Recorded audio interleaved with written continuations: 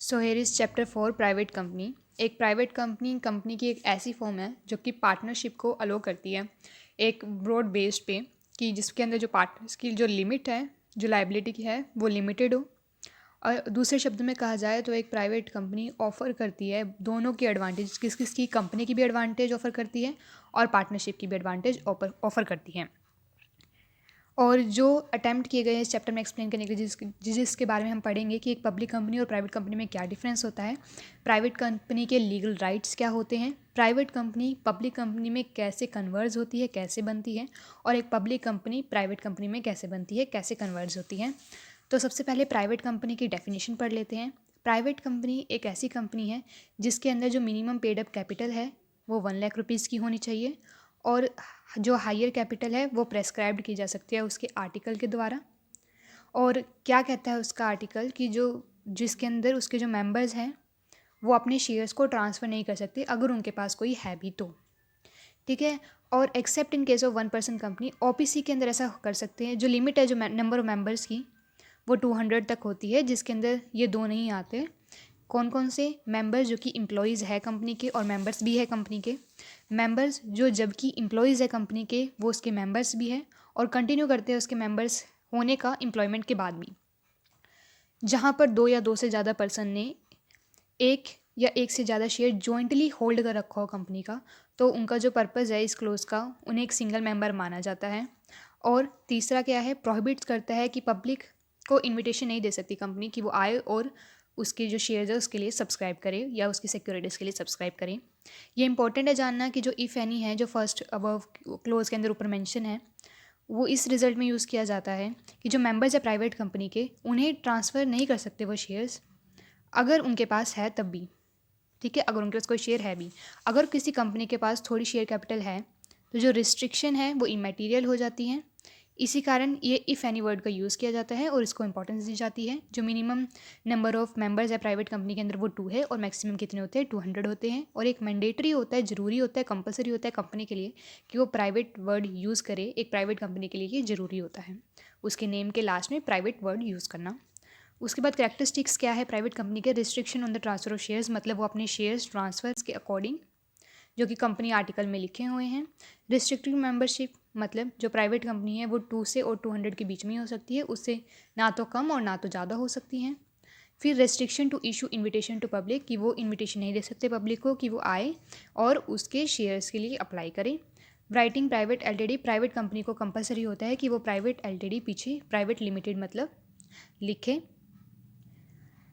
अपने नेम के पीछे, और एक्सप्रेस इन आर्टिकल्स कि उसके आर्टिकल्स में ये बातें लिखी होनी चाहिए कि वो ट्रांसफ़र नहीं कर सकता शेयर्स, ठीक है। उसके जो मेंबर्स है वो 200 होने चाहिए, उसके अंदर ये मेंबर्स नहीं आने चाहिए और वो पब्लिक को इशू नहीं कर सकता, वही बातें दोबारा लिखी हुई है।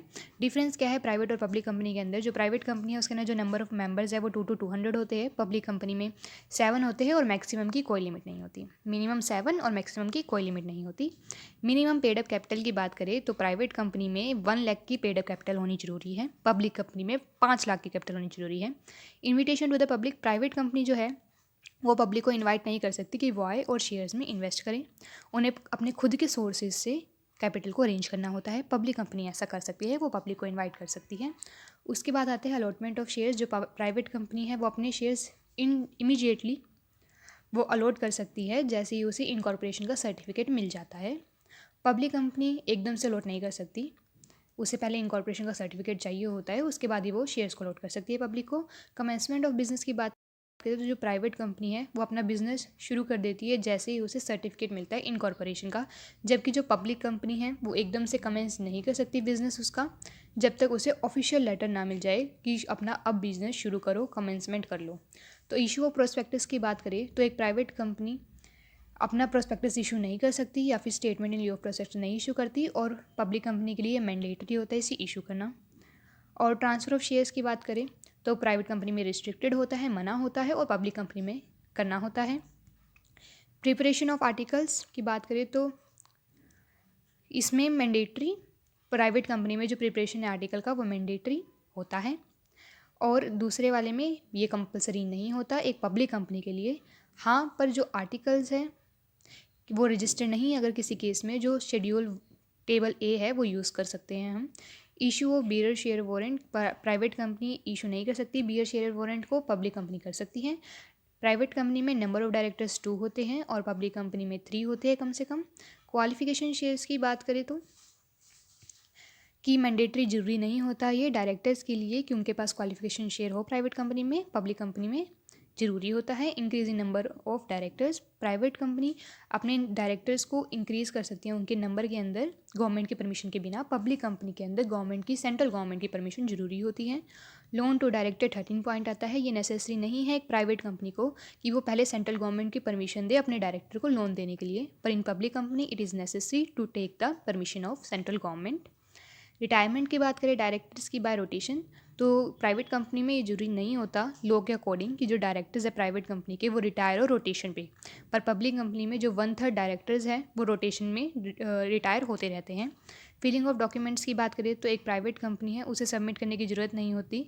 डॉक्यूमेंट्स कौन कौन से, list of directors, consent of director, copy of any contract with directors, पर पब्लिक कंपनी को जरूरी होती है आरओसी को ये बताना। शेयर कैपिटल, जो minimum paid up share capital है वो 1 लाख होनी चाहिए इन प्राइवेट कंपनी और 5 लाख होनी चाहिए इन पब्लिक कंपनी।